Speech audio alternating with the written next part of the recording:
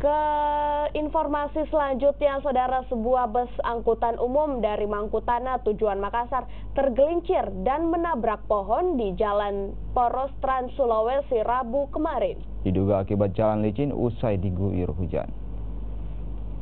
Bus angkutan umum ini tergelincir di Jalan Poros Trans Sulawesi diduga akibat jalan licin usai diguyur hujan sehingga sopir tidak dapat mengendalikan kendaraannya yang mengakibatkan bus menabrak sebuah pohon dan motor. Meski tidak ada korban jiwa, namun arus lalu lintas di lokasi kejadian sempat macet. Polisi yang tiba di lokasi kejadian langsung melakukan evakuasi terhadap korban. Kencang, langsung bunyi bannya. Mungkin ada yang hindari, tapi kayaknya tidak ada. Licin ya? Licin. Langsung dia tabrak saya. Ini Pak, dari mana tadi informasinya mobilnya? Dari Mangkutanah. Pas selesai saya ditabrak, saya tersusur masuk Got ya? got begitu.